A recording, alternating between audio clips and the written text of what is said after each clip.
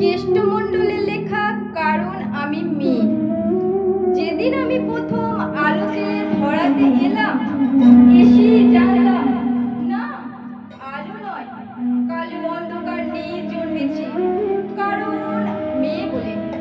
মা তো ভয়ে স্মৃতিছিল বিছানার এক পাশে। বাবা দুদিন আমার মুখ দর্শন করেনি। আমি মেয়ে বলে। দাদু মিষ্টিগুলো ধুত্তর বলে ফেলে দিল মাছ করে। আমি মেয়ে বলে।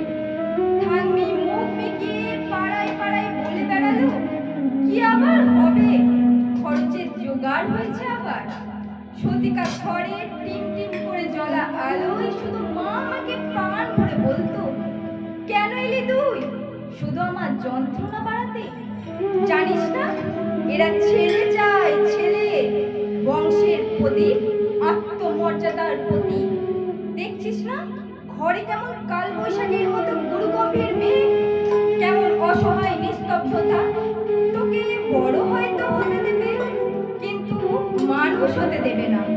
নারী সে তো সন্তান জন্মদানের যন্ত্র। সেই যন্ত্র হতেই পরে জন্ম নিল আমার অনুজ ভাইয়ের সুহাস। ঘরে যেন আলো এলো, সেদিন সারা ঘর সাজলো নানা রঙের আলোয়।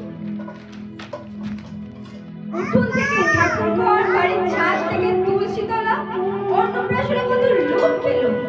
জন্মদিন পালিত হলো রাজসিক ভাবে। কিন্তু আমার বেলা থাক, না বলাই ভালো। কারণ আমি মেয়ে বলেই স্কুলের গণ্ডিতেই শেষ হলো আমার জীবন। উচ্চশিক্ষা কি দরকার আমার একদিন, সে তো পরের ঘরে।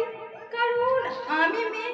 ভাই বড় হলো, উচ্চশিক্ষা পেল, দিনের পর দিন রাত করে বাড়ি ফিরলে বাবা চুপ করে থাকতো। অথচ শৃঙ্খলার সমস্ত বেড়ি বাঁধা ছিল আমার পায়ে। কারণ আমি মেয়ে। রঙিন আলোর মাঝে সূর্যাস্তের অপরূপ দৃশ্য দেখার সৌভাগ্য আমার হয়নি কখনো।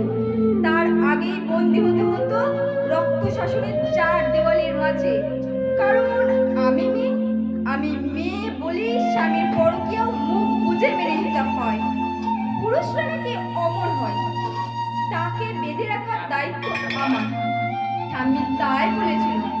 মা অকালে চলে গেল পুরুষ শাসনের বেড়া নিয়ে, যেখানে আচার নেই, অত্যাচার নেই, ব্যক্তিচার নেই, লিঙ্গভেদের অপমান নেই। মেয়ে বলে নিয়তির নিষ্ঠুর পরিহাসে ভাইয়ের থেকে বিতাড়িত বাবা একদিন মা বলে আশ্রয় নিল আমার আঁচলের তলে। হ্যাঁ, আমি চোখের জলে মাতৃস্নেহে বুকে জড়িয়ে ধরি তাকে। আমি মেয়ে বলে, মমতা বেশি বলে। অথচ সেই প্রাগৈতিহাসিক যুগ থেকে যুগান্তরের কঠিন পথ হেঁটে আমি জেলে এসেছি আলো। আমার গর্ভ থেকেই জন্ম নিয়েছে লিঙ্কন, আমার গর্ভ থেকেই জন্ম নিয়েছে বিদ্যাসাগর, আমার গর্ভ থেকেই জন্ম নিয়েছে সুভাষচন্দ্র, আইনস্টাইন, রামমোহনেরা।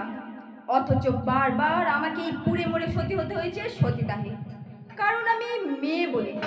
সতী করার বাসনাটা আজ হয়তো নেই, কিন্তু দহনটা আজও আছে, অন্যভাবে, অন্য রূপে। কলঙ্কের ভূমিকা ছিল উন্মুক্ত হব জলে স্থলে আর উন্মুক্ত আকাশে।